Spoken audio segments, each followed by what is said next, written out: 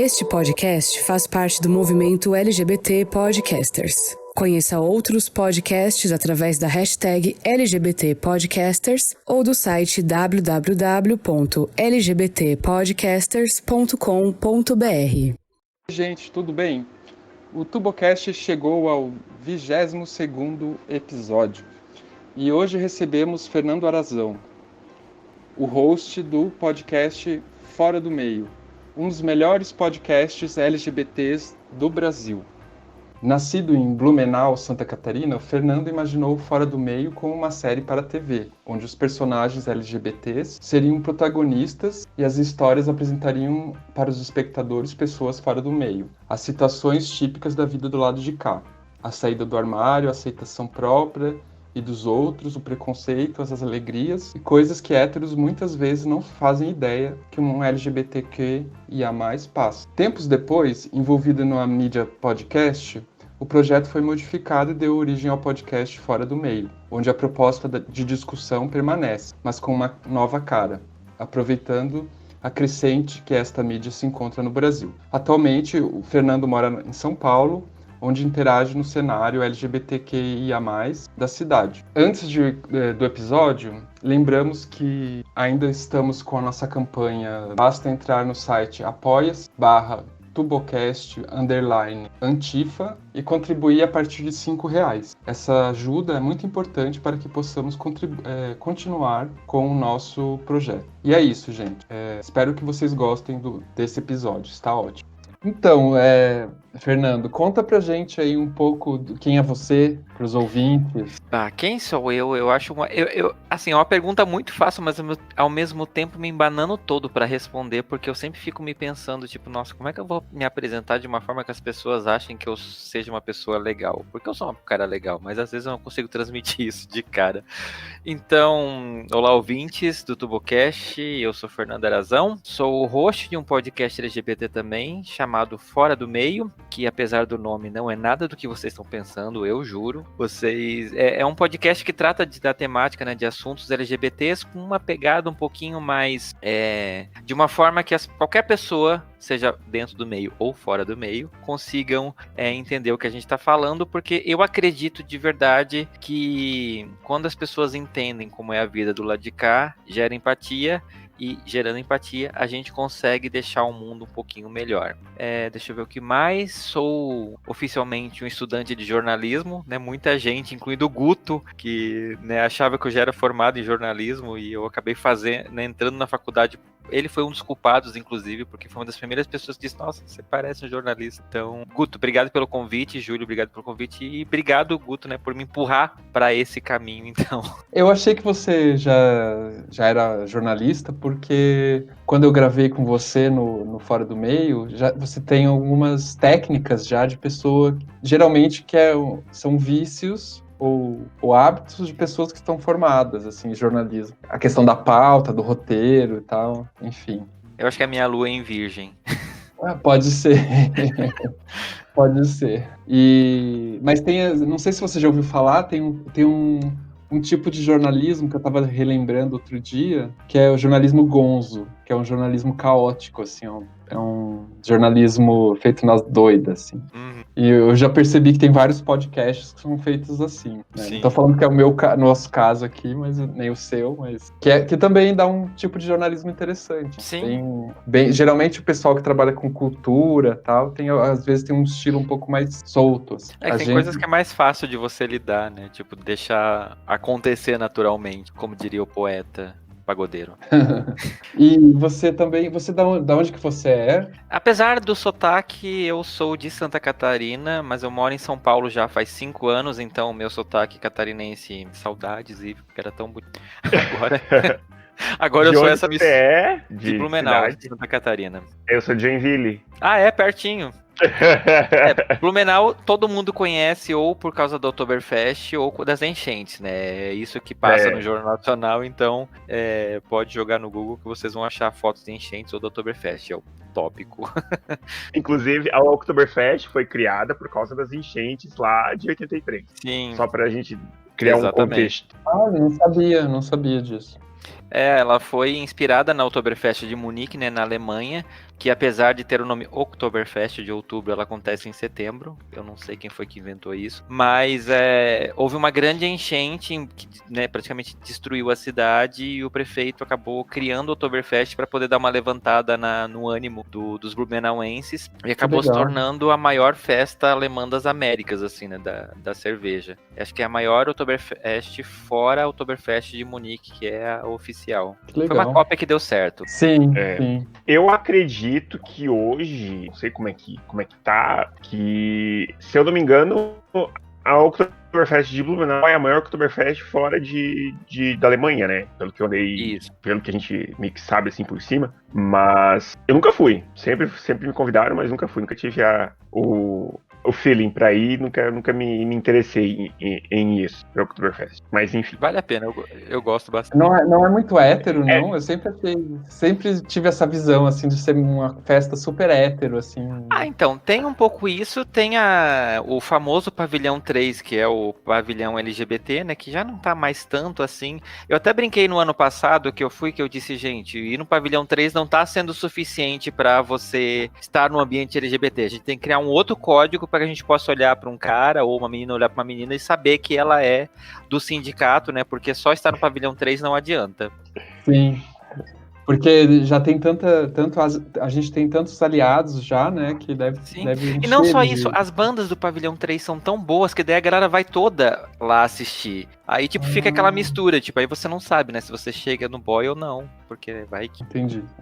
É que nem baladas, aqui em Curitiba tem uma balada, um barzinho que virou meio balada, assim, que era só gay, né? Começou como hétero, aí os gays invadiram, e aí hoje em dia tá virando quase hétero. Quer dizer, agora não, né, por causa do coronavírus, mas até antes da pandemia, tinha tanto hétero, assim, a última vez que eu fui, tinha tanto hétero que, meu Deus, assim, parecia... Aí eu ouvi um podcast um pouco antes da pandemia começar, que era sobre isso, sobre a invasão hétero nas baladas gays e tal, como... Será que não foi no Fora do Meio?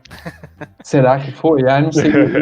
Eu tô tão viciado em podcast que eu escuto tanta coisa, eu acho que foi no Fora do Meio, hein? Pode ser. Um dos melhores episódios que eu gravei, assim, foi um que eu me diverti, inclusive, beijo o pessoal do Anel de Coco e Y do Controle Y, que foi fantástico. E a Jo Bonner também, do Tricotando, maravilhosa. O Y marcou com a gente no mês que vem. A gente vai gravar com ele.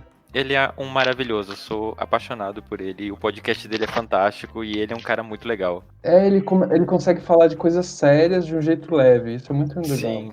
É muito interessante isso. O primeiro que eu ouvi dele foi, acho que semana passada, sobre... Não foi semana passada, foi 2 semanas. Sobre os apps de relacionamento em tempo de quarentena. Que eu achei sensacional. Foi sensacional. Que era um assunto que eu sempre comentava com o Júlio, que eu acho que é muito, muito necessário atualmente, assim, importante, porque eu percebo que aqui em Curitiba, a parte da comunidade gay continua a sua rotina de pegação e sem nenhum moralismo, eu tô falando isso. Eu tô falando, pensando em termos de saúde mesmo. E quase ninguém tá tratando desse assunto, né? Eu vi que algumas departamentos de saúde de alguns lugares, tipo na Argentina, Nova York, Paris também, que fizeram guias especiais para a comunidade LGBT para a questão da Covid. Sim. E aqui no Brasil a gente parece que não estamos sabendo trabalhar muito bem isso, né? Tem a questão do isolamento social. Não sei. Eu acho que, assim, por exemplo, as ONGs poderiam estar atuando nessa área, né? Então, eu acho essa uma situação muito complicada, porque, por exemplo, a Argentina, né, muitas cidades souberam fazer um lockdown, né, mais preciso do que o nosso, e assim, o presidente é um bosta, essas trocas de ministro da saúde, todo esse rebuliço, assim, claro, tudo isso contribuiu pra gente estar numa situação bosta que a gente está hoje. Aliás, desculpa, pode falar palavrão? Pode. Tá. Pode. Não sei se bosta pode, fica à vontade.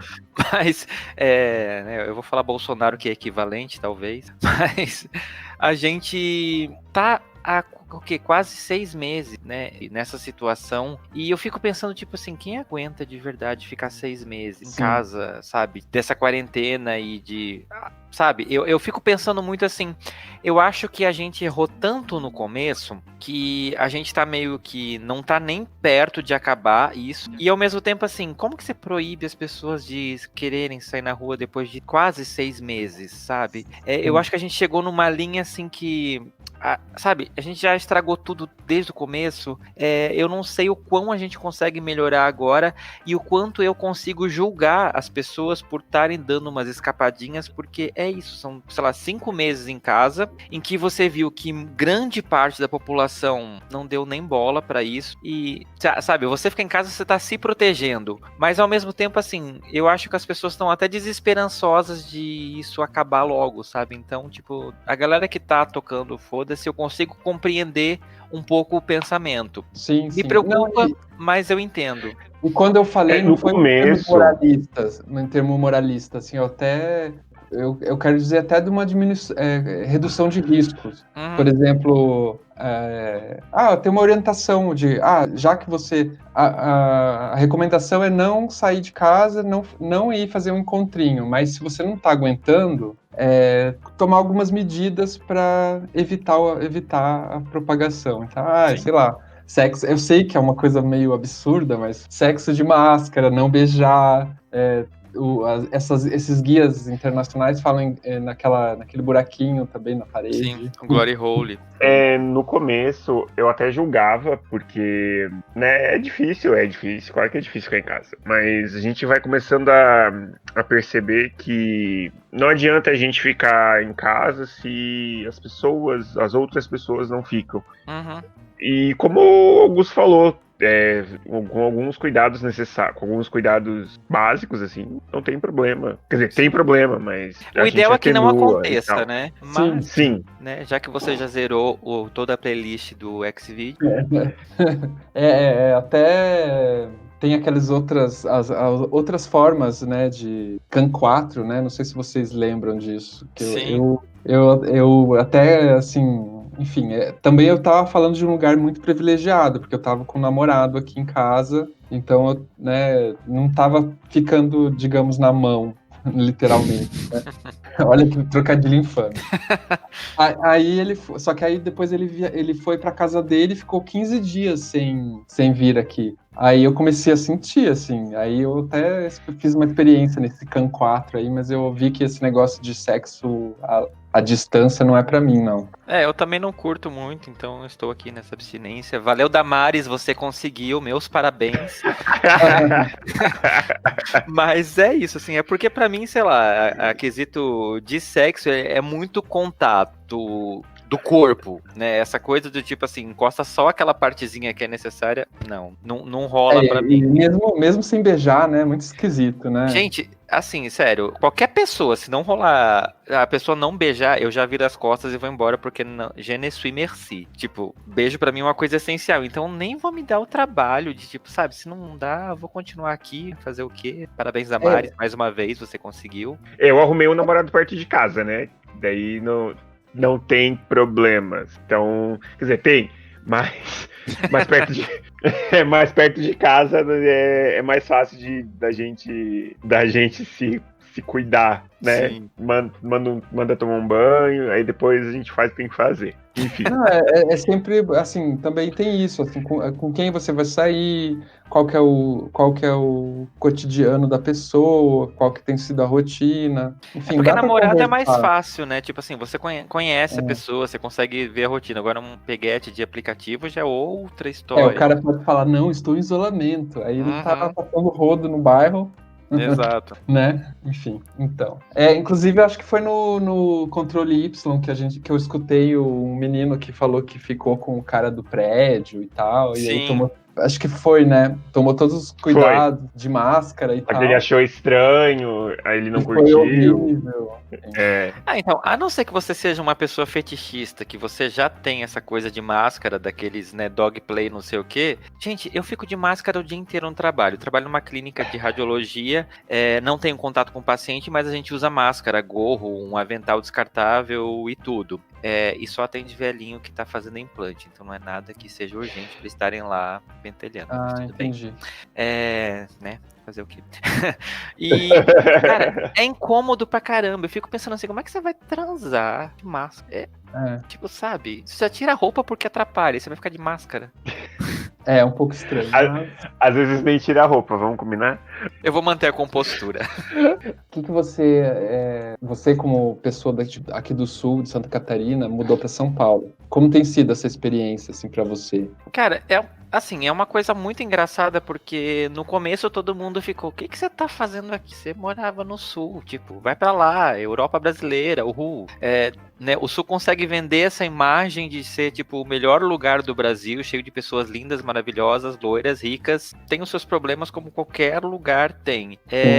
E São Paulo, pra mim, né, eu vim visitar, na verdade. Assim, meu sonho sempre foi morar em Porto Alegre. Inclusive, beijo Porto Alegre. Um dia a gente vai casar. Mas, e assim, eu vim pra São Paulo visitar uns amigos e eu fiquei tão encantado com a cidade, com o jeito que as coisas funcionam aqui, que eu pensei, tipo, cara, quero morar aqui. Foi isso, assim, eu fui pro sul, só disse, gente, estou indo morar em São Paulo, e um mês e meio depois eu tava desembarcando aqui, uma mala e R$50 no bolso. E tô aqui até hoje, então, foi uma, assim, São Paulo tem uma coisa que ela encanta a gente, de verdade, assim, eu não consigo me imaginar saindo daqui, pelo menos não nesse momento, assim, é um lugar que eu me sinto em casa.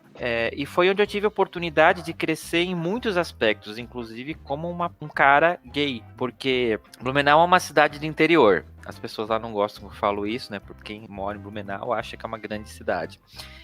Não é, spoiler. É como eu falo de Joinville. É a maior cidade do estado, mas é mais interiorana que qualquer uma outra. Sim, as pessoas, né, que moram lá, tipo, pensam, nossa, né, mas, gente, realidade, aceitem. Mas, assim, aí, né, eu cresci, então, com essa cabeça de pessoa do interior, que, né, meu Deus, sou gay, e agora? Vou virar, sei lá, o Patrick do Olha Faca, em algum momento. E vim pra São Paulo me deu a oportunidade de conhecer outras pessoas, né, LGBTs, de trabalhar num canal LGBT, né, que foi o Tempero Drag, que eu fiquei um bom tempo, e conhecer outras pessoas e outras vertentes e começar a entender melhor o que é ser gay, o que é ser lésbica, o que é ser uma pessoa trans, e me desconstruir de muitos preconceitos que eu tinha por crescer numa cidade interior, por ter passado uma boa parte da minha vida dentro de uma igreja evangélica, né, então, tipo assim, eu consegui confrontar muitos tabus que eu tinha, e que eu tenho até hoje, né, que a gente vai crescendo e vai aprendendo e vai desconstruindo, que eu não teria em outra cidade, talvez, se não tivesse essa diversidade que São Paulo proporciona pra gente. Então, assim, eu sou muito grato pela oportunidade dessa cidade que é tão grande, ao mesmo tempo, assim, ela colocar a gente diante de tantas situações que você repensa a sua vida e se aprende com ela. Isso eu acho que é o mais maravilhoso de São Paulo. Mais do que outras cidades, mais do que o Rio também, que eu conheci, sabe, assim, eu acho que São Paulo ela tem uma coisa diferente. Ela te pega meio na alma, assim. Sabe que eu tava pensando justamente nisso, assim, quando você me falou dessa mudança para São Paulo, assim, como às vezes essa mudança de cidade para quem é gay é importante para o processo de sair do armário, não só para as pessoas socialmente, mas também para si mesmo, assim. Sim. Às vezes é muito importante. É aquela coisa de novela que você, tipo assim, morre e você, né, vai para outro lugar e começa uma vida do zero, né? Porque ninguém te conhece, você tem a oportunidade de fazer... as pessoas não vão ter um preconceito contra você, porque tudo é novo. Então, tipo assim, o seu passado é aquilo que você fala, né? Aquilo que as pessoas veem nas redes sociais, mas você tem a chance de começar literalmente do zero todas as suas relações. Então, eu acho que isso é o mais legal de você morar ir morar em outra cidade. E eu tive esse encantamento que você teve com São Paulo com Buenos Aires. Eu fui uma vez também, resolvi morar lá, passei 6 meses depois que eu fui visitar, também, aí, enfim, aí foi um processo, eu tinha acabado de uma separação, assim, de um relacionamento mais de 10 anos, aí eu fui para São Paulo, assim, no final da faculdade de História, e aí deu não foi bem sair do armário, né, porque no meu processo, eu já tinha saído do armário, mas foi, assim, me descobrir um pouco enquanto pessoa fora daquele relacionamento que tinha durado quase 15 anos, então Sim. foi bem legal também. Vocês encantados com São Paulo, com Buenos Aires, eu me encantei por Curitiba. Não, mas é que o encantamento de Curitiba é outra coisa.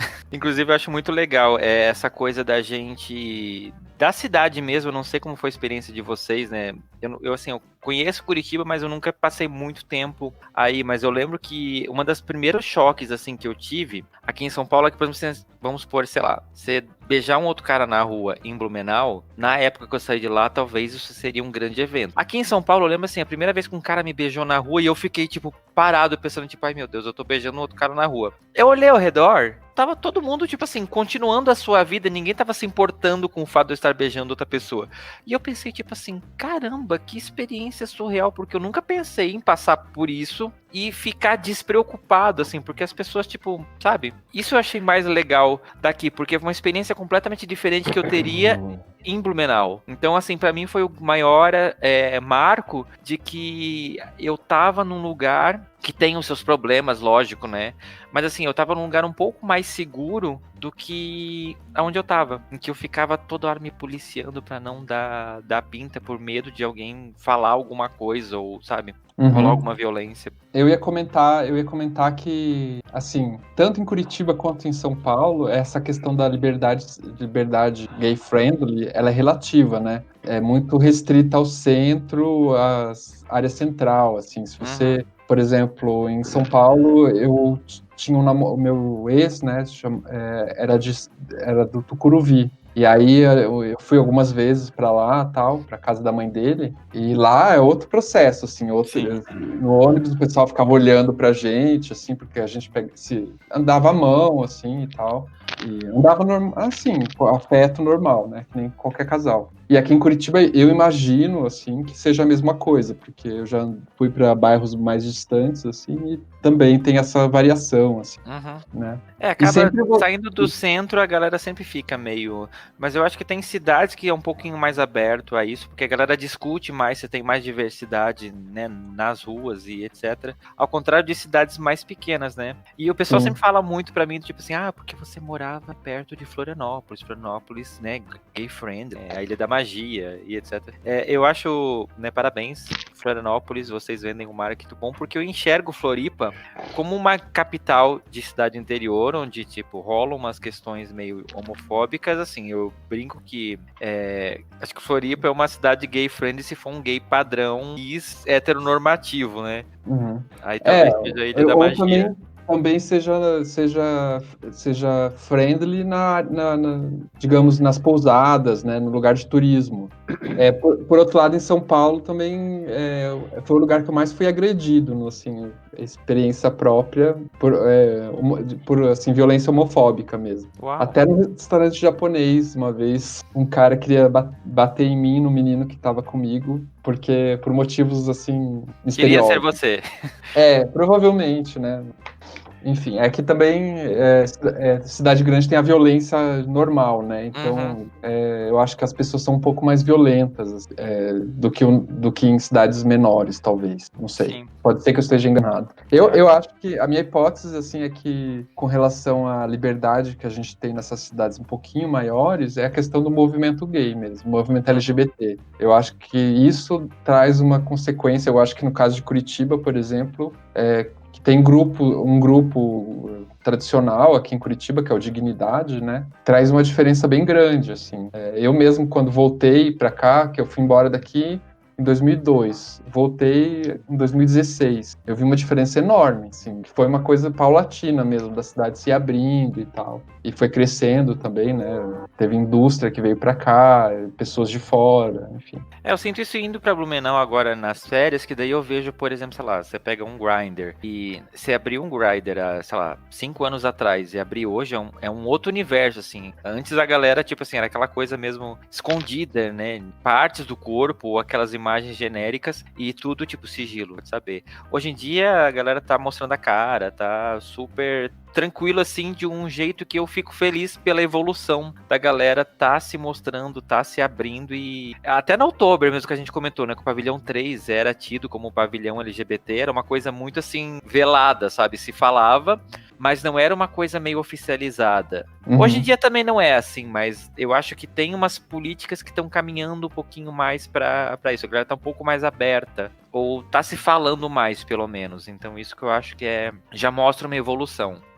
Eu gosto de pensar assim que por mais que a gente esteja vivendo esse retrocesso todo político no Brasil, na verdade ele é uma reação a todos os avanços que nós tivemos nas últimas décadas, né? Então, por mais que os conservadores estejam no poder hoje, né, tanto nos estados, em alguns estados, quanto no governo federal, a mudança aconteceu já em nível cultural, pelo menos na classe média e parte das pessoas que tem um grau superior, tal, a questão de mudança de padrões e questão do racismo, do machismo e da LGBTfobia, a gente teve uma transformação, né? E eles não têm como impedir mais isso. Não, a gente pode comparar, por exemplo, nessa época de pandemia, que a Globo, né, cancelou as novelas e reexibiu Fina Estampa.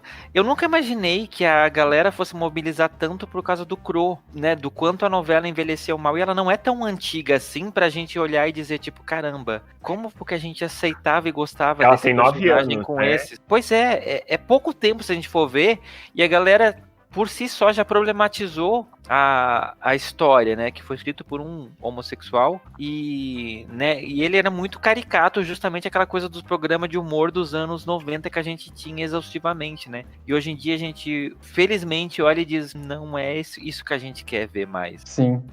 Eu não conheço esse personagem, é estereotipado, assim? É assim, ele tem uma questão meio afeminada, o que não é o problema. O problema dele que eu enxergo é que ele é esse gay que a vida dele é servir uma mulher rica. Então, a vida dele gira em torno em servir uma mulher rica. E, na minha visão, eu acho que isso esbarra naquela coisa do tipo, porque gay serve para vestir mulher. Gay serve para opinar sobre a maquiagem e o cabelo da mulher. Gay serve pra mulher levar pra comprar roupa. Tipo, sabe essa coisa da servidão? E Sim. que a gente ainda tem muito esse estereótipo do tipo assim, das mulheres saberem que a gente é gay, tipo, o que você acha que eu devo fazer no meu cabelo? Tipo, é uma coisa que a gente tá lutando pra dizer, tipo, olha, assim, é muito engraçado isso, porque eu lembro de uma passagem assim, bem, bem rápida assim, da minha vida, de uma amiga que pediu pra eu fazer uma trança no cabelo dela. Aí eu falei assim, amiga, eu não sei fazer isso. Aí ela falou assim, de um jeito muito surpreso. Como? Você não é gay? Eu falei, tá, eu sou, eu faltei nessa aula, né? Eu faltei nessa aula, tipo isso. Tipo, as minhas amigas me levam pra fazer compras com elas em loja. Eu não sei dar dica de moda, porque eu não sou designer de moda, eu não sou estilista, eu não estudei moda, eu não faço jornalismo de moda. É muito engraçado esses estereótipos que pessoas trazem, né, de dividir algumas vivências que elas têm. Porque é o que elas viam na televisão na época, né? Sim, e tipo, eu não sou assim. Eu não entendo de moda, eu não entendo de cabelo, eu entendo de fazer podcast, eu entendo de fazer jornalismo, é disso que eu entendo. Então, tipo, eu falo daquilo que eu entendo, daquilo que eu não entendo, eu não entendo. É porque as pessoas trabalham muito com estereótipos, né? A gente também, assim, fazendo uma autocrítica, nós mesmos, gays, trabalhamos com estereótipos, assim, o tal do gaydar, por exemplo. O gaydar nada mais é do que estereótipos. Se você pega uma pessoa que ou vai para uma outra cultura, por exemplo, quando eu fui para Argentina, eu não conseguia saber quem era gay e quem não era, porque lá os códigos são outros. Então, o meu, eu já não consigo nem no Brasil, assim, o meu gaydar, se existe, veio com defeito de fábrica, então eu nem... Por exemplo, os homens lá dão um beijo no rosto, tem uma questão mais... Eu tenho um amigo que ele é preciso, assim, é incrível, eu não sei qual é a capacidade que ele tem. Eu invejo um pouco isso, porque Porque, tipo, gente, pensa isso, sei lá, a gente não teria o problema que a gente tem no pavilhão 3, por exemplo, da Oktober, de você ter que ficar olhando muito bem pra ver quem você vai chegar ou não, porque corre o risco de ser um cara hétero. Eu admiro muito quem tem essa habilidade pra esses fins, assim, de você consegue chegar na pessoa e você sabe que você não vai levar uma porrada porque ela também vai ser do sindicato. Então, pra mim... Eu sou bom, assim, nisso, mas eu não trabalho tanto com estereótipos. O que eu trabalho, eu vejo sempre o que acaba dando certo é a questão do olhar. Quando a pessoa digamos que um homem gay e um homem hétero olham para outros homens de uma forma diferente. Eu acho, não sei, é uma hipótese. Eu acho que faz sentido. É que eu sou tapado, gente. Eu sou a pior pessoa do mundo. Teve uma vez que a gente foi pra Balneário Camboriú com uma amiga minha de Brasília. E foi eu e uns amigos, a gente ficou lá, tipo assim, que ela veio, né, pra conhecer Santa Catarina. Aí a gente foi pra lá. E depois ela ficou muito brava. Aí eu perguntei o que aconteceu. Ela disse: você não viu que o garçom tava dando em cima de você e eu tava super querendo pegar ele? Eu disse: garçom? Que garçom? Tipo, segundo ela, ele deu em cima de mim a noite inteira e eu não percebi. Nossa. Eu sou essa pessoa assim, que se a pessoa não chegar a dizer: oi, Fernando, tudo bem? Eu passo percebido, assim, gente, sério, cheguem em mim, porque se depender de mim, eu sou muito distraído, é de verdade, assim, não é maldade. Os aplicativos vieram pra te ajudar nesse sentido, Fernando? É que eu também não sou bom em conversas virtuais, então olha a minha desgraça. Por isso que você criou um podcast, né? Porque... Pois é. Eu sou a pior. Gente, eu vim todo errado. Não, mas aplicativos não é fácil mesmo. É muito. Ai, enfim, é muito. O problema do aplicativo é isso, porque vamos supor assim, sei lá, você tá numa balada, por exemplo, aí tá tocando, sei lá, Taylor Swift, vamos supor. O cara que você tá afim tá dançando ou tá, né, cantando junto, você já sabe, opa, ele gosta de Taylor Swift. Então você já tem ali visualmente uma coisa pra você chegar e dizer: oi, né, o que você achou do Reputation? Você acha que ele é todo um shade mesmo, né? O que você achou da briga dela com a Katy Perry? Já tem um assunto ali que você consegue. O aplicativo não. A maioria delas já tem preguiça de preencher um perfil que vá se mostrar interessante. Aí você chega no oi, tudo bem? E a pessoa vai dizer: oi, tudo. E aí, ou você é muito bom pra continuar a conversa, ou então você vai ficar tipo: oi, que bonita sua foto. Eu prefiro, tipo assim, sei lá, se tiver alguém que tá, tipo, rolou umas troca de mensagens, eu já digo assim: vamos sair, vamos fazer alguma coisa pessoalmente, porque daí eu me garanto um pouco melhor, né? Já é mais fácil de você tá ali no cara a cara, de você conseguir puxar assunto. Porque daí vocês vão tipo: ah, beleza, vamos no cinema, vamos no shopping, vamos. Você já consegue conduzir a conversa pra alguma coisa que vá ser um pretexto pra que role uma conversa, né? Aplicativo, eu acho que assim, chega uma hora, depois de uns dias que você tá trocando ideia, os assuntos ficam meio repetitivos, porque você tipo: ah, beleza, como foi seu dia? Ah, legal, eu trabalhei. Ah, tá. Mas sabe, até a quarentena, porque assim, você não tá fazendo mais tantas coisas como você fazia antes. Então, tipo, a maioria, né, tá indo do trabalho pra casa, da casa pro trabalho. O que você vai perguntar? Tipo: oi, que vídeos você tá vendo no YouTube? Não é tão interessante quanto, sabe, a pessoa dizer: nossa, conheci um barzinho, não sei o que, tal, entende? Eu acho assim, que tem, pelo que eu percebo, assim, cada aplicativo tem um perfil. Então, tem aplicativo para namoro, aplicativo para sexo, aplicativo para não sei o quê. E uma coisa que eu acho que ajuda para quem, dando conselhos de aplicativo. Eu já tô aqui anotando todos. Quem que você quer. Então, se você quer sexo, ou se você quer conhecer alguém, ou se você quer ter uma amizade. Então, isso facilita, eu acho. Porque se você, por exemplo, quer sexo, você não vai ficar chegando e vai lá e perguntar da vida do cara, não sei o quê.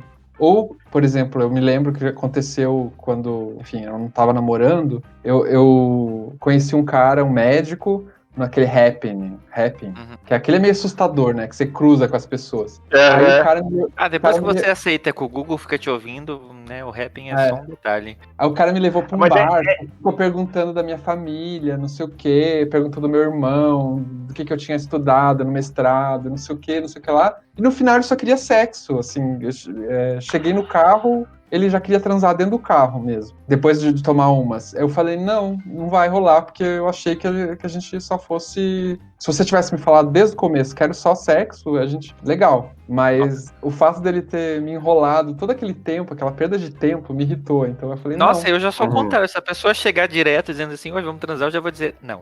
Uma coisa que me incomoda muito, pessoas dizem assim: vamos se conhecer, e se rolar, rolou, se não rolar, não rolou. Aí, tipo, rola, Aí tu quer, sei lá, continuar a conversa e a pessoa some, né? Isso me incomoda muito, tipo, sei lá, enfim. Porque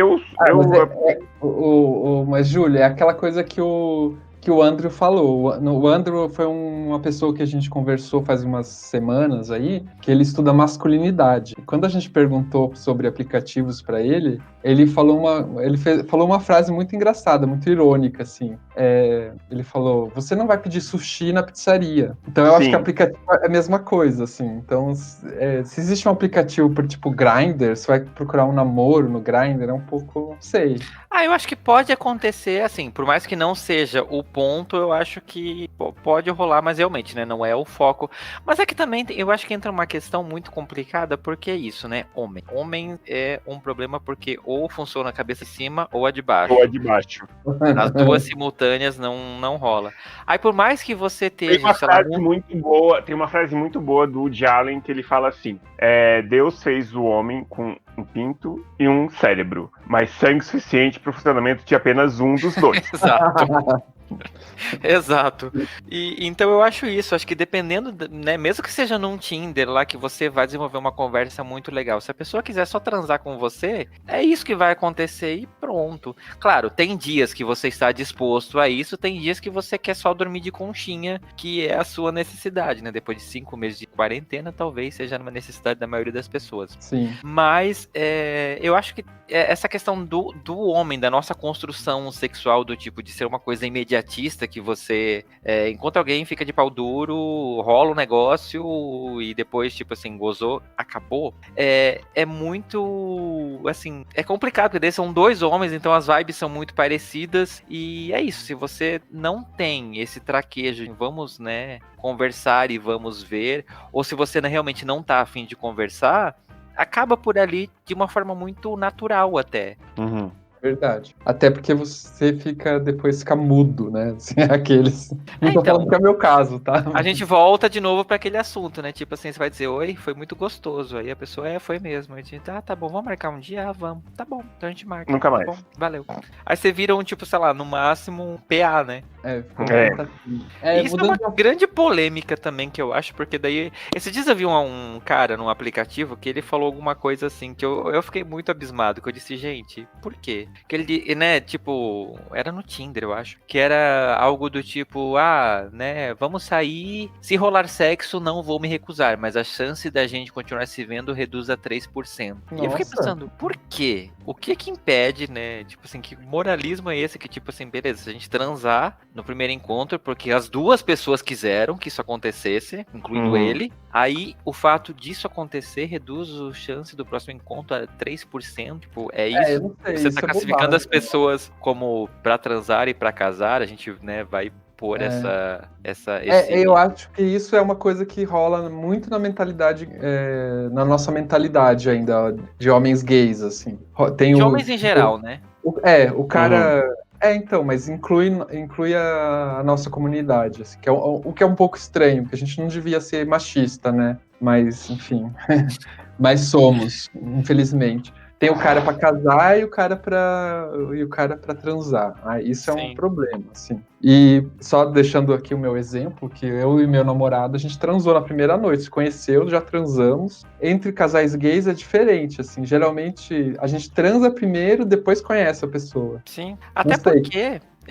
sei lá, eu acho que nessa questão de relacionamento gay, porque tem toda uma questão, né, de órgãos e etc, que você precisa alinhar bem. É uma pena que tem que ser assim, mas é uma realidade para muitas pessoas. E então, sei lá, eu acho que é tanta questão que a gente tem que analisar, e fora a nossa falta de traquejo, porque a gente, né, nós três pelo menos, não nascemos no mundo onde era comum você ver casais gays para você saber como conduzir, como se comportar para construir um relacionamento. As suas referências eram casais héteros e você não vai mandar flores para um cara, por exemplo, de cara, né? Eu já ganhei flores. Sim, é maravilhoso. Eu ia mudar um pouquinho de assunto, eu ia comentar com vocês sobre aquela questão, não sei se vocês viram, aquela questão do rapaz que foi espancado pelo motorista da 99. Vocês viram isso? O que vocês... Eu fiquei bem chocado com duas coisas. A primeira, assim, que me fez pensar bastante é a questão da cultura do assédio, né? Que eu acho que não é exclusiva dos homens gays, mas é uma coisa que acontece entre homens, né? Eu sempre me lembro do meu tio, por exemplo, abrindo a janela do carro e gritando para as mulheres, gostosa e tal. E tem homem gay que faz a mesma coisa.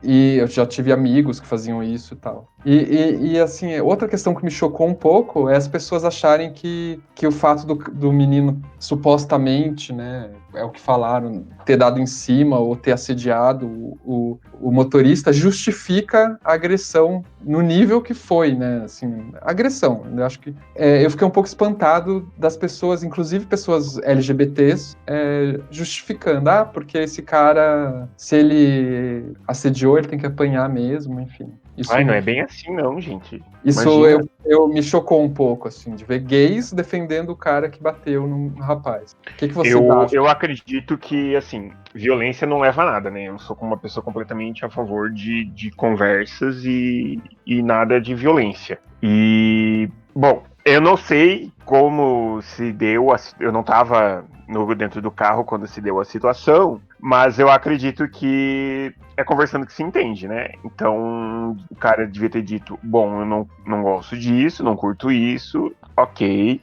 Se rolar uma insistência, eu acho que o melhor é parar o carro e sai do carro, pede outro e bola pra frente. Eu acho que violência não justifica nada. Eu sou bem severo nesse sentido em dizer que eu acredito que é conversando que se entende e eu sou uma pessoa completamente avessa à violência, né? Imagina se as mulheres fossem agredir os caras que dão em cima delas, todos os caras. A gente ia apanhar tanto, né? Os homens iam apanhar tanto que... Não sei o que você acha, Fernando. Cara, eu acho esse assunto tão complicado, assim, porque é aquilo que eu falei antes no começo, né? A cada dia eu vou confrontando algumas coisas e vou aprendendo com isso. Eu ouvi o episódio do Bendita Geni, do queridíssimo do Bruno Nomura, que tratou justamente sobre isso e foi fantástico, é um episódio maravilhoso. Quem não ouviu, ouça, porque ele tem uma reflexão muito bacana, incluindo de motoristas de aplicativo. E, assim, depois de ouvir esse episódio, eu fiquei pensando muito, eu não sei o que opinar sobre o caso, porque eu não sei. Porque, assim, eu ouvi esse episódio, né? Teve essa história logo após aquela coisa horrorosa da história do abuso daquela criança de 10 anos e do aborto, e etc e tal. E eu vi os vídeos da galera na frente do hospital. Eu fiquei tão enojado com aquelas pessoas que eu não sei de verdade se eu teria estômago de não tocar um ovo na cara de uma delas, por exemplo, o que seria uma violência, né? Diante dessa situação peculiar. E quando o cara foi preso, a única coisa que eu pensei foi tipo, ele causou um mal horrível pra uma criança, então se ele sofrer, será que vai ser tão coitado assim? E ao mesmo tempo eu fiquei assustado com esse meu primeiro pensamento que eu pensei, tipo, nossa, mas eu tô sendo punitivista. E eu não quero ser uma pessoa punitivista, porque isso é errado. Né, a sociedade ela não deve ser pautada no punitivismo. Mas isso tá me deixando muito confuso, assim, porque eu tô conflitando essas coisas do que eu cresci ouvindo, que é punitivista, e as coisas que eu tô desconstruindo. Então, nesse momento, eu não sei opinar porque eu tô numa briga interna de razão e emoção. Não sei de verdade, assim, porque é isso, né? Eu não sei o que aconteceu dentro daquele carro. Eu não conheço a história do motorista, eu não conheço a história do rapaz, eu não sei se o motorista é um cara estourado por natureza ou se ele é uma pessoa que foi levada a um extremo a ponto de cometer um ato, né? Ele pode não ser uma pessoa violenta, ele teve um surto de violência e tipo assim, isso vai acabar com a vida dele. Ou um menino pode ser um cara super legal, sei lá, se ele realmente assediou, pode ter sido uma vez que ele viu no Twitter e foi tentar e se deu mal. Então assim, é tanta variável que eu realmente não sei opinar. Eu não sei como eu reagiria, tipo, sabe? Eu fico muito puto quando eu sou assediado em aplicativos, assim. É lógico, eu não tô, às vezes, perto da pessoa. Ou até quando um cara chega e fala uma coisa meio grosseira pra mim, eu fico meio, tipo assim, eu não vou dar um soco no cara, mas talvez, em algum momento, eu possa dar. Então, sabe, eu acho que é tantas variáveis, depende de tantos fatores que eu não sei. Eu não me sinto no direito de condenar nenhuma parte nem outra, nem de apoiar uma parte ou outra. Assim. Sim. Não, eu acho que é uma oportunidade para a gente pensar algumas coisas, assim.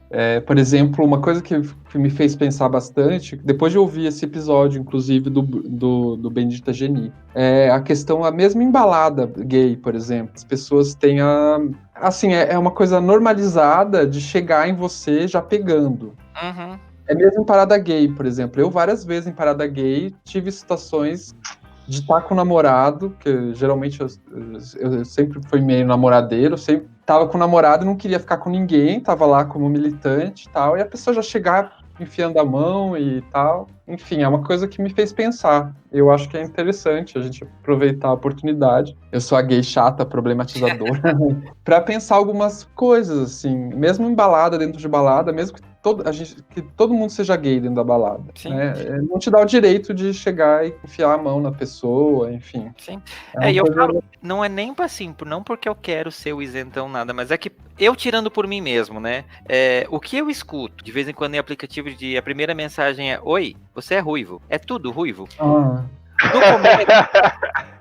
No começo, com educação, né, eu dizia, olha, essa abordagem não tá muito legal, né, se você tá interessado em mim, vamos partir pra uma coisa um pouquinho menos agressiva, mas depois da 10ª, eu já tava mandando o cara tomar no cu, sabe, e do tipo assim, tem momentos que você fica tão cansado que você tem uma atitude reativa e que aquilo não diz respeito a você, não é você, mas você foi posto numa situação em que você foi por um limite. Então, por isso mesmo que eu tento não...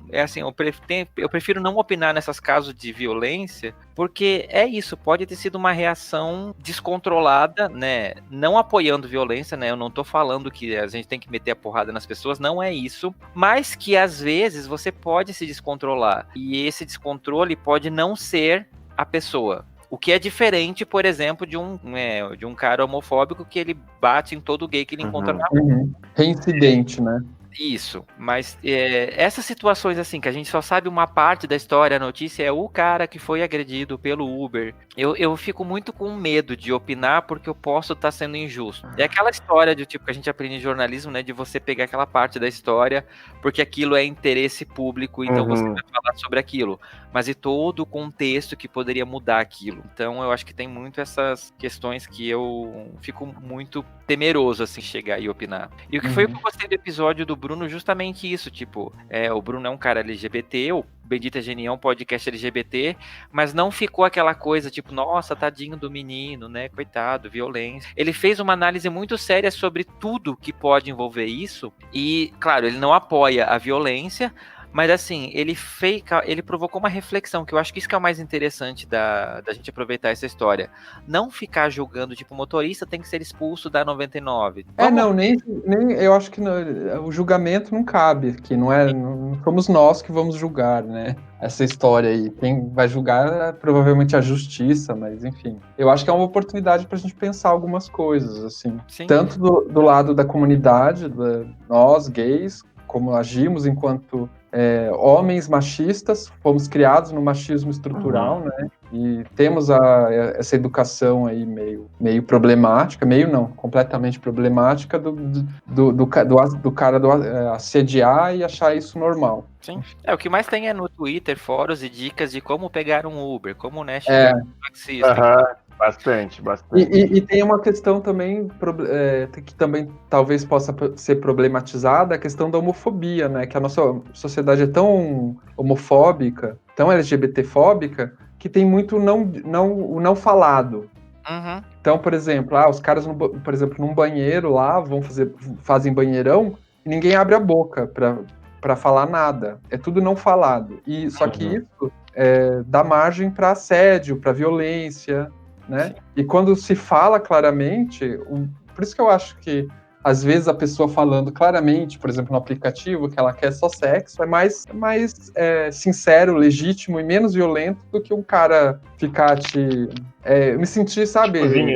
Cozinhando lá, perguntando a tua família, não sei o quê, falando me elogiando e falando não sei o quê, e depois querer trepar só. Eu acho que o dito é muito mais legítimo do que esse não dito, assim, esse joguinho todo, enfim. Sim. Por isso que eu vejo com bons olhos quando a pessoa é direta, assim, e clara. Eu acho que isso é legal. E você tem que pensar bem onde é que você tá, né? Qual é o ambiente que você tá. Por exemplo, num carro de Uber, por exemplo, você tem que pensar que, em primeiro lugar, a pessoa está ali, por exemplo, trabalhando. Então, a chance dela estar procurando sexo, É zero. podem. Né? Pode acontecer, mas é quase zero. São remotas, né? Então, Eu acho que é bem remota, porque quando você tá trabalhando, geralmente você não tá pensando em sexo, geralmente, né? a não ser que Mas- você seja um garoto de programa, né? Daí o negócio muda, é claro.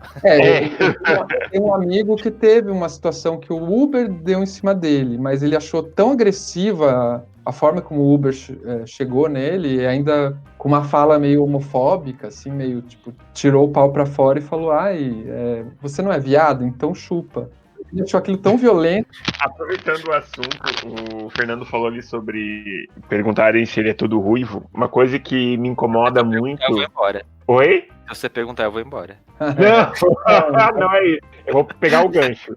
É uma coisa, assim, eu tenho 1,87 de altura. Até acho que todo mundo, o Augusto é alto também, ele deve passar por isso. Ele sempre pergunta: tu é todo grande? Tu é todo grande? Isso me incomoda um pouco, eu não vou negar. Não por nada, mas é uma pergunta que incomoda, porque, por exemplo... A pessoa tá te reproduzindo um órgão, né? Sim, exatamente. É tipo... Você não chega uma pessoa, sei lá, e diz: oi, o seu pulmão é tão comprido quanto você? E me incomoda muito essa pergunta. Tipo, alguns são mais suaves nesse sentido, mas incomoda do meu jeito.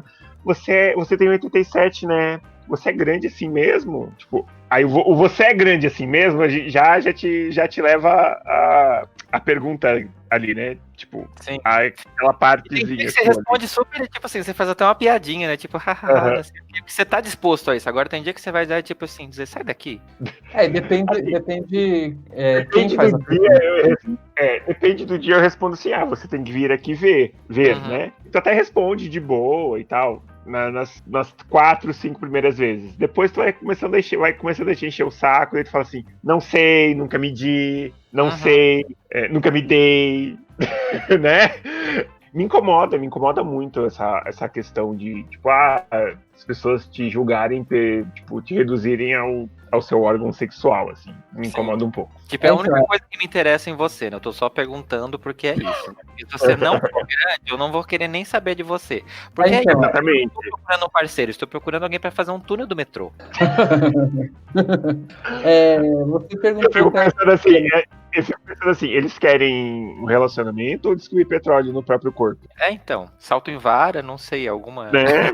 Isso. Então, por exemplo, essa crítica ao falocentrismo é uma coisa meio recente, assim, na minha vida. Eu comecei a problematizar isso há pouco tempo, assim. E eu acho que eu até contei nesse episódio que é com o Andrew, como a primeira vez que eu escutei, acho que um podcast que eu acho que ela era o Dark Room, que os meninos debatendo essa questão, né? E como inicialmente isso me incomodou, mas como também apesar de eu também ter me incomodado muitas vezes com essa pergunta que o Júlio falou aí, porque eu sou alto também, grande, como também eu muitas vezes fui fetichizado por causa disso, né? Então eu até me lembrei da pergunta que você fez outro dia no Twitter sobre japoneses, orientais, né, negros que são fetichizados, né?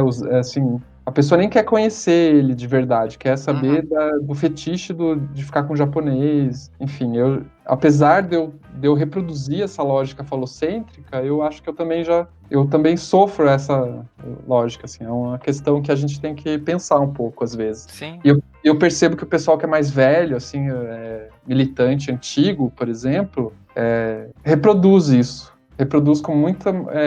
e o pessoal mais novo, eu acho que é um pouco mais sossegado. Mas é porque a galera mais nova tá debatendo um pouco isso, né? Tá desconstruindo um pouco isso. A gente que é, né, já de outras gerações, Ai, meu renil. Já tão enraizado que você acaba falando às vezes sem pensar. E quando alguém te chama a atenção e diz, olha, você tá falando tal coisa, isso não é legal. Aí que você vai, opa, peraí, calma, eu realmente tem razão. Sim. E mesmo entre amigos gays, assim, sempre tem aquela brincadeirinha, ai, fulano de tal, você já ficou com fulano de tal? Ainda mais quando a cidade é Mesmo aí em São Paulo, eu morava na Augusta, né? E frequentava a USP. Então, assim, os gays daí, assim, eram os mesmos gays. Gays da USP e os gays da Augusta, que são aqueles tipo de gay específico, assim. E aqui em Curitiba também tem isso, que que não é tanta gente assim, né, na verdade. Acaba tudo se conhecendo, se pegando e tal, e aí rola aquelas fofocas, assim, um amigo fala pro outro, não sei o quê, e a gente reproduz isso. É uma coisa que... Sem querer, né, tipo, tá tão interno que, assim, você fala e você nem percebe.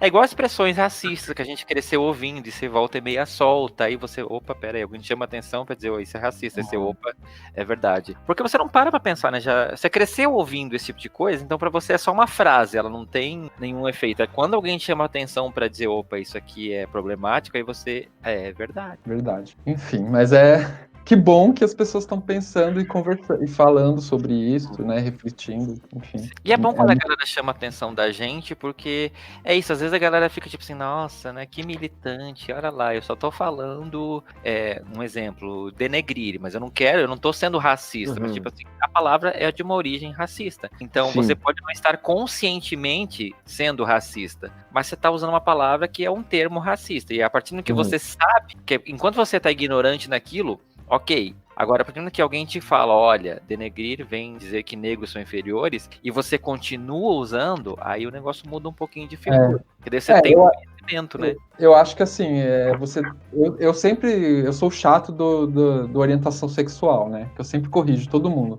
Opção sexual, eu falo, não, tá errado, orientação e tal. E eu explico por quê, mas eu sempre tomo cuidado para falar com um jeito delicado, porque às vezes a pessoa não, né, nem sempre, né, tem as pessoas homofóbicas que insistem em falar opção como se fosse uma opção. Mas eu tento ser delicado porque às vezes a pessoa não tem acúmulo. Eu lembro sempre de uma vez que eu estava saindo com um rapaz aqui de Curitiba, eu comentei com um amigo, eu usei o termo mulato, porque o próprio rapaz se identificava assim. E esse meu amigo falou, foi um pouco agressivo comigo, assim, falou, porque esse termo é super racista e tal, não sei o quê. Eu falei, olha, eu não sabia, agora você me dizendo, eu não vou usar mais, tal. Ele me explicou por quê, enfim. Então, esse negócio do mulato eu achei interessante, porque quando eu tava estudando para gravar o episódio com a professora Yaroslava, que foi sobre a questão da orientação sexual, eu achei um exemplo desse do mulato, e a palavra também existe por conta de uma derivação de árabe, que não tem nada a ver com mula. Ela dá esse contexto, eu não lembro exatamente qual que é, mas ela é alguma coisa assim de dizer, como se ela quisesse dizer mestiço. Tipo, não tem nada a ver com mula, essa coisa do cavalo e não sei o quê. Aí eu não sei qual das duas que estão certas, né? Então eu evito falar por causa disso. De qualquer forma, como várias pessoas negras se incomodam com esse termo, eu não uso, eu tento não usar também. Mas no caso, por exemplo, nesse dia, o próprio menino que eu estava saindo usava o termo. Então, não foi assim, digamos, conscientemente da minha parte, né? E nem da parte dele, provavelmente. Mas, enfim, a gente tem que tomar o cuidado só de falar, às vezes, de um jeito delicado e tal. E a gente fala isso. Teve uma época da minha vida em que eu, não muito tempo atrás, acho que faz uns 4 anos, que um dia eu me peguei xingando alguém de viado. Aí, na hora que eu falei, que foi tão automático, eu parei de dizer, peraí, calma, o que eu tô fazendo? Por que eu tô usando isso como um xingamento pra um cara que eu não conheço? Tipo assim, sabe, você tá tão acostumado a ouvir a sociedade falando, aí você acaba reproduzindo. Aí quando você toma consciência que tipo, opa, peraí, por que eu tô falando uma coisa que me atinge diretamente? Ou que nem vai tomar no cu, né? Sempre, em qualquer protesto que você vai de rua, assim, contra o Bolsonaro, por exemplo, o povo...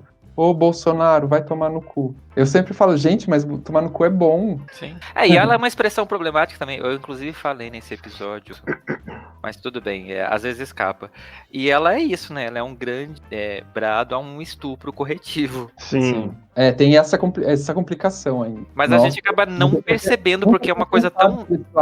Nossa, que horror. Ela é tão enraizada que você, tipo assim, pra você é só um xingamento. Você não quer dizer literalmente pra pessoa ir, né? Mas se você for ver a origem, aí você... E tem várias coisas, né? Então, é complicado, né? A gente se pega cometendo esses deslizes e você vai... Até você conseguir colocar no seu subconsciente, não use, enfim... Demora. A gente é um eterno ser em desconstrução, né? Sim.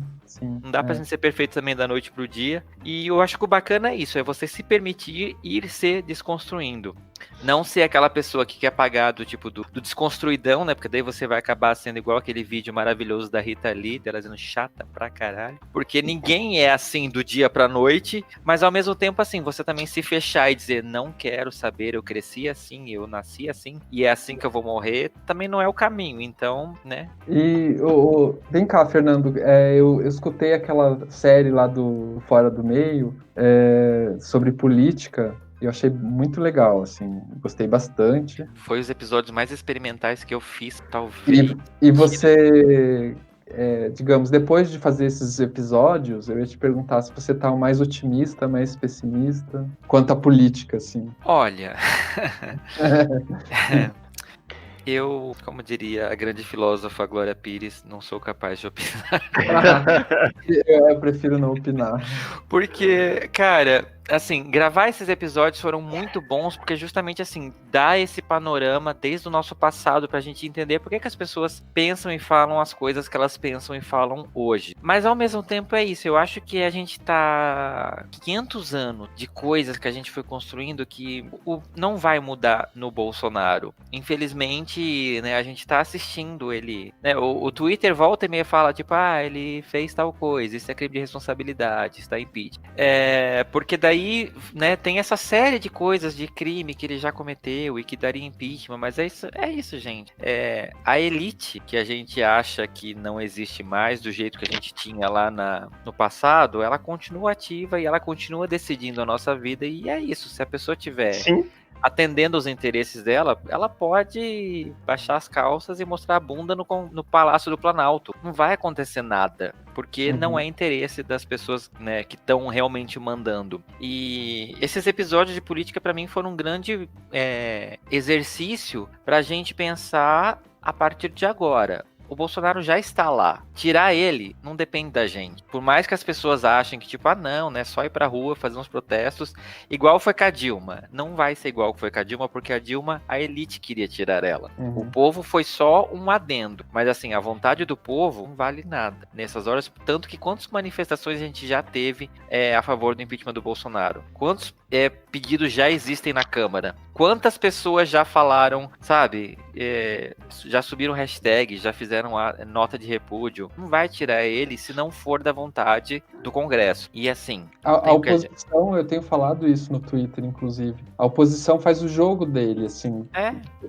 Por exemplo, eu acho que ele é só um fantoche. Eu não acho. Claro que ele é um homem homofóbico, genocida, enfim, cometeu vários crimes, né? Mas ele, quem que tá apoiando? Ele tá lá porque alguém tá apoiando. Sim. Quem que são essas pessoas? Eu acho é o que dispositivo, né? Igual foi falado no episódio 3. Então, é isso. Você pode desarmar ele ou armar.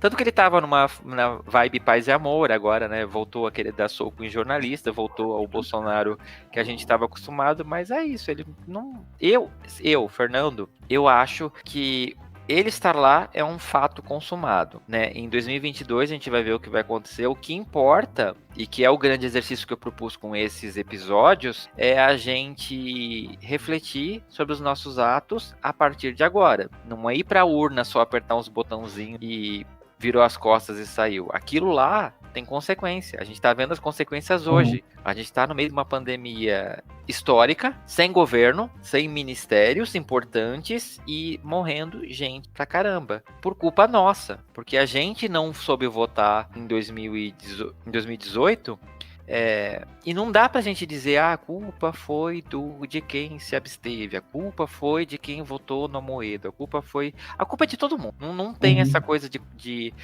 terceirizar a culpa. A gente, como população, não fez a lição de casa direito. Né? Não, e agora, se a gente pensar um pouco bem, assim, na situação atual, claro que tem exceções, muitas exceções, pessoas trabalhando para pelo menos encontrar saídas. E a parte da oposição e parte de atores políticos que poderiam estar contrabalanceando a ação do Bolsonaro, como, por exemplo, a mídia, a oposição ou os movimentos sociais, não estão trabalhando com a questão de encontrar a raiz do Bolsonaro. Então, todo mundo trabalhando só com essa oposição superficial, assim, de apontar os erros do próprio presidente, como se ele fosse responsável por tudo aquilo ali. E não estão indicando, por exemplo, enquanto jornalistas, nós poderíamos fazer, por exemplo,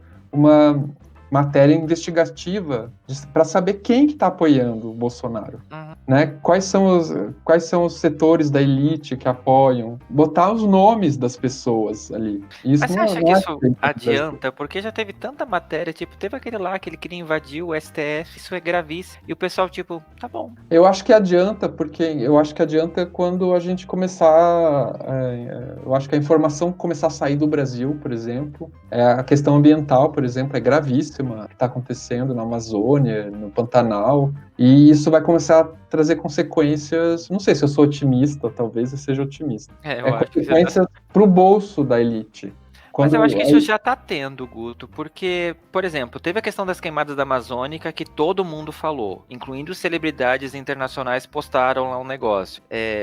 Teve essa repercussão, aí a Alemanha ia suspender acordos com o Brasil, teve uma série de movimentação de outros países. O que aconteceu hoje? Veio a pandemia, cada um foi cuidar do seu, e isso morreu. Não estou dizendo que eles deveriam continuar olhando para o Brasil, lógico, cada um tem que cuidar, a gente está numa crise mundial que cada um vai ter que realmente se recolher e olhar para o seu. Mas, por exemplo, o que eu acho que a gente fez de errado o problema não é só o Bolsonaro, o problema é que a gente elegeu o Crivella no Rio de Janeiro, a gente elegeu o Witzel no Rio de Janeiro, a gente elegeu Dória aqui em São Paulo, a gente elegeu o Ratinho Júnior no Paraná, a gente elegeu tanta gente que é tão ruim quanto, e assim, dizer que a culpa hoje é só do Bolsonaro, não é. Ele é parte do problema. Mas a gente fez muita cagada nos arredores também. Com prefeitos, com governadores, com o Congresso. A gente não votou nada direito. O que a gente elegeu, a gente deixou a maioria eleger, é tudo reflexo para hoje. Então, por exemplo, a gente está numa pandemia que as pessoas não estão sabendo lidar, porque a gente botou pessoas lá que são pastores, que são religiosos, que são empresários, que são um monte de coisas que não são pessoas preparadas para cuidar da população com um olhar humano. Então a gente não pode também dizer, tipo assim, Dória, você tem que agir como se fosse um médico, olhar para isso. O cara não sabe fazer isso. E ele deixou muito claro que, tipo assim, eu sou um empresário, então eu não tenho nem direito de chegar nele e dizer, olha, você tem que dar um jeito. Ele vai até onde ele sabe. Lógico, né? Ele tem que se cercar de pessoas técnicas para poder fazer isso. Mas é isso, eu dei o poder na mão dele. Se ele vai fazer ou não vai fazer, que decide é ele. Eu não posso chegar nele e dizer faça. Ele vai dizer, tipo assim, faço, mas pode virar as costas e não fazer. Como a gente tá vendo no plano federal. A culpa é de quem? Mas eu acho assim, não sei, eu acredito que a nossa função agora, no momento, é cobrar. Sim. Continuar fazendo. A gente tem que cobrar. Eu não tô falando que a gente não deva cobrar. A gente tem que cobrar até por isso, né? Para as pessoas verem que a gente tá ligada. Mas assim, não ficar terceirizando culpa. Sim, concordo. Inclusive, foi uma das coisas que a gente conversou com o Christian Dunkel, né? Ele falou também, que eu fiz uma pergunta parecida, assim, sobre a responsabilidade do Bolsonaro estar no poder, e ele deu uma resposta um pouco semelhante à sua, assim, essa questão da culpa não interessa muito. Interessa o que a gente vai fazer agora para lidar com essa situação. Sim. E no caso, ele acha que o Bolsonaro tem que sair. Sim. Mas, enfim. Não, achar eu também acho, mas assim, quem que vai tirar ele de lá? Se as pessoas que podem fazer isso não estão fazendo. É isso, o leite está derramado, E não adianta a gente ficar pensando, nossa, o que virou a garrafa de leite? Se a gente não for limpar isso, vai encher de mosca, vai feder o negócio e a gente vai continuar olhando para dizer, nossa, de quem foi a culpa? E o negócio vai apodrecendo. Nem todo mundo se interessa, que nem a gente, né?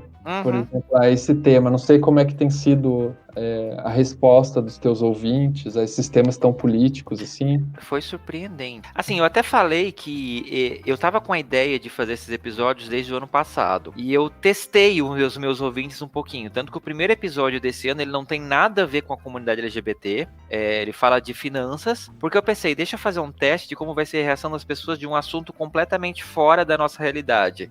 Eu tentei dar um viés ali também, né, até porque é um podcast pra isso, mas assim, não foi o meu foco.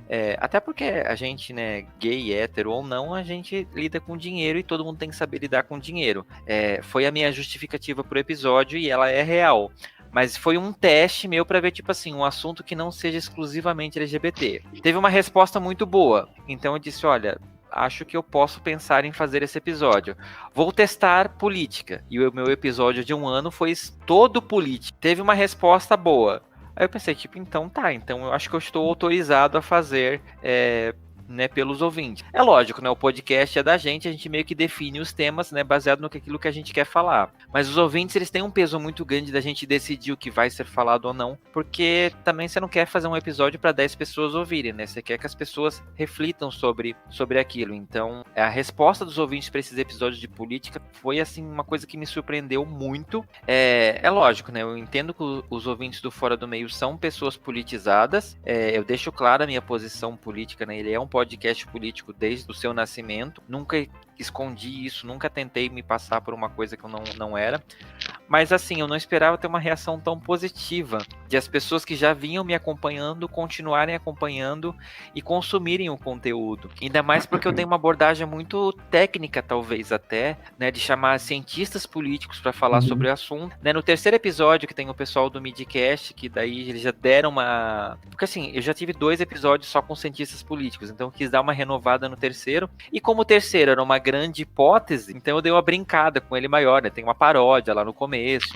né? Eu dei uma brincada um pouquinho maior, fiz uma zoeirinha lá de tipo de adivinhação de futuro e etc, para justamente dar uma quebrada na seriedade dos 2 episódios anteriores, ao mesmo tempo que a gente tava falando coisas muito sérias. Então a resposta foi muito positiva, surpreendeu bem, e eu fiquei contente também porque é isso, né? Eu consigo então falar sobre coisas que são importantes, que não sejam tão, talvez, exclusivas da comunidade, mas inserindo a comunidade LGBT dentro da sociedade mesmo, assim, então expandindo para isso, para a sociedade que nos cerca.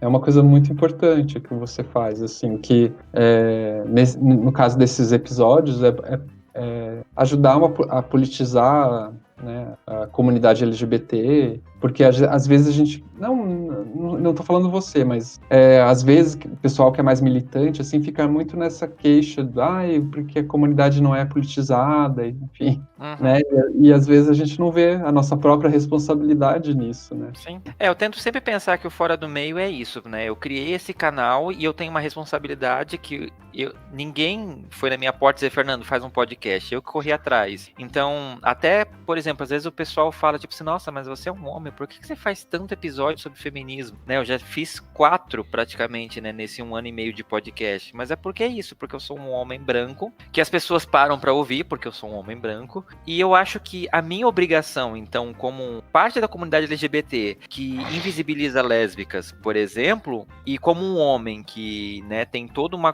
tá inserido numa cultura patriarcal e machista, é aproveitar que eu sou ouvido por homens para poder dizer, olha, vamos falar sobre isso aqui também. Não é o nosso assunto, não é a nossa realidade, mas é importante que a gente saiba. E por isso que quando eu faço esses episódios, normalmente eu nem participo do programa conduzindo, porque não faz sentido na minha cabeça, apesar de ser um podcast que eu sou o host, que é meu, mas assim, eu tô ali cedendo espaço para eu aprender também. E para que os meus ouvintes, que são na grande maioria homens, que estão acostumados a ouvir eu falar de assuntos que envolvem eles, tenham a oportunidade de ouvir alguma coisa que eles não vão estar esperando, talvez. Porque uma coisa é você procurar um episódio feito por lésbicas. Aí você sabe que você vai estar ouvindo coisas da comunidade lésbica. Agora, num podcast que fala sobre assuntos majoritariamente masculinos, é uma surpresa quando aparecem esses assuntos. E eu gosto dessa surpresa, eu trabalho com ela justamente para isso. Para dizer, olha, agora a gente vai falar sobre uma coisa diferente. Agora a gente vai sair do nosso meio. Legal. A gente está devendo, inclusive, né, nesse quesito, eu acho, né, Júlio? Questões raciais já no Tubocast, mas eu acho que a gente está devendo ainda trabalhar um pouco melhor questões ligadas ao mundo lésbico, né, o mundo das mulheres, eu acho. A gente fica muito pautado no mundo masculino, porque somos dois homens, né, acaba, não é de propósito, não é nada intencional, mas acaba, né... É que é a realidade, né, é o que você vive, então você não vai nem pensar. E é uma coisa interessante você ter falado pra gente... talvez repensar isso aí, porque já pensamos bastante a questão da raça, né, porque chamamos várias vezes pessoas negras para participar, mas nunca mulheres ainda a gente está devendo, né, Júlio? Eu acho que a gente só teve uma menina, que foi a Jana. Não, teve a Gisele também, mas não tratando desse assunto, né? Era um assunto... Mas eu acho que a gente tá devendo até mesmo pra gente mesmo, enquanto homens gays, falar mais sobre o mundo LGBT num geral, assim. A gente já teve um ou outro, mas eu acredito que a gente já teve episódios específicos sobre o mundo LGBT, sobre mais a parte G do que as outras letrinhas, mas a gente tá devendo falar da gente mesmo. De pegar, chamar uma letrinha de cada alfabeto nosso e falar sobre tudo. A gente tá devendo dar um espaço pras trans, pros trans. Sim, né? Verdade. Mas verdade. A gente teve bissexuais e teve não binários no Tubocast, mas as outras letrinhas a gente tá em falta, é verdade. É que a gente tá se transformando ainda, tá no começo ainda, né? A gente começou com uma proposta e mudou, aí nem era pra ser só LGBT, mas como somos dois gays, acaba sendo, né, no final. Enfim, acho que a gente vai indo pro final, né, gente? Fernando, você sabe que a gente indica alguma coisa sempre aqui. O que você vai indicar pra nós hoje? Cara, assim, eu acho que a gente tá num momento tão complicado, né? Quarentena, essas coisas todas que a gente falou. Você que ouviu até aqui, se ainda está aí firme e forte, eu vou dizer pra você... assistir coisas leves na televisão, né? Ao mesmo tempo, assim, vejam coisas que são legais, que vão te fazer pensar. Então, sei lá, assiste umas coisas bem leves, tipo, sei lá, Tempero Drag. Já foi leve, hoje em dia não tá tanto. Eu fui irônico. Vai ser essa a indicação? Aham. Tempero Drag? Então tá bom. Coisas bem leves, assim, pra você ver despretensiosamente, não te fazer pensar, não te fazer refletir. Tem um dela que eu adoro, que é aquele que discute monogamia. Nossa, eu acho ótimo. Ela dá umas pauladas na cara de várias pessoas. É ótimo. Eu tenho redescoberto agora na pandemia a literatura, assim. Então, por isso que até o Júlio até reclama que eu só indico o livro. Mas, enfim, o que eu posso fazer se para mim o escape, assim, é literatura? Porque é uma coisa que eu gosto. Então, eu vou indicar de novo um livro.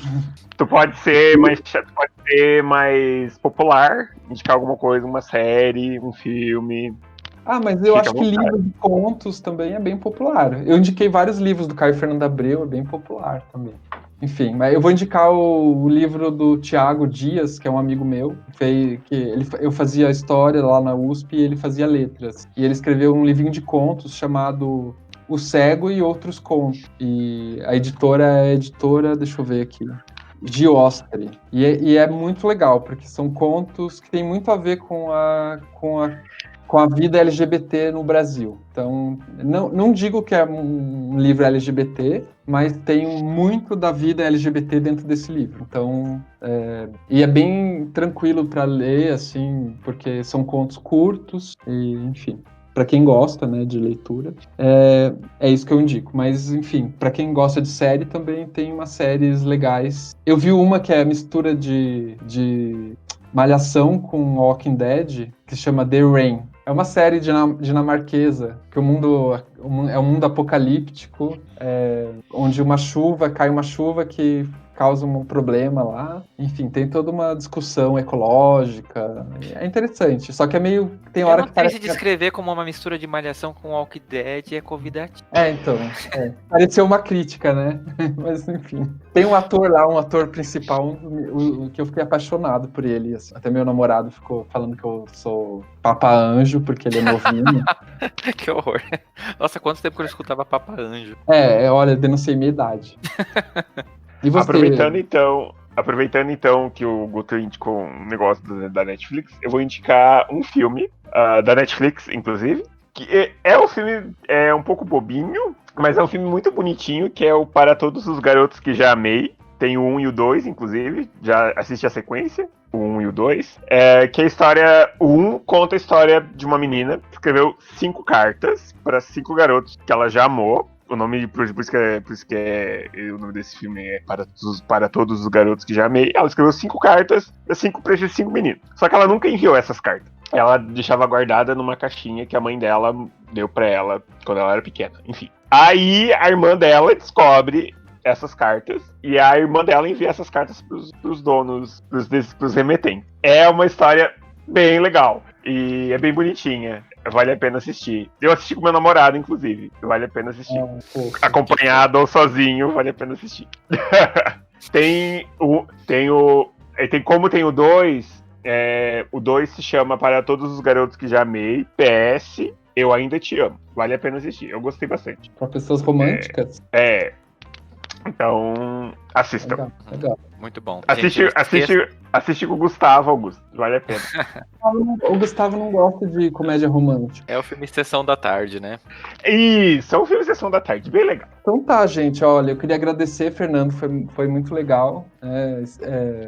Sempre bom, assim, trocar umas figurinhas. E digamos que você é a inspiração desse podcast, porque eu me animei a fazer o podcast depois que eu comecei a escutar o seu. De verdade, assim, eu tô muito contente com o convite, né? Foi um podcast que eu vi nascer, eu conheci o Guto por causa do Fora do Meio, então foi muito legal, assim, tô muito contente com esse podcast, de vocês fazerem parte também da rede LGBT Podcast, que a gente criou no finalzinho do ano passado, e é isso, né, é uma grande rede de amigos, a gente vai colaborando e cooperando uns com os outros, me deixa muito contente. Então é isso, gente, continue escutando o Tubocast, e para quem não conhece o Fora do Meio, eu recomendo muitíssimo, é um ótimo podcast. Quer falar alguma coisa, Fernando? Não, vou só passar as redes para quem quiser conhecer o Fora do Meio. Pode acessar o nosso site, que é www.foradomeio.com.br. Lá tem todos os links dos episódios, dos agregadores. Você consegue achar a gente, né, no YouTube, em qualquer lugar. Então, motivos para ouvir não faltam. E é um podcast que eu faço com muito carinho, né, tentando ser o mais responsável possível para poder levar conteúdo que façam as pessoas refletirem, estando elas dentro da comunidade ou fora dela. E esse foi o Tubocast, nas vozes de Guto, Julinho e Moinfá Alvitor. Pauta e roteiro por Augusto Mena Barreto. Edição de som por Júlio Ferreira. Identidade visual Gussauro. Redes sociais Guto e Julinho. Fiquem em casa, fiquem bem.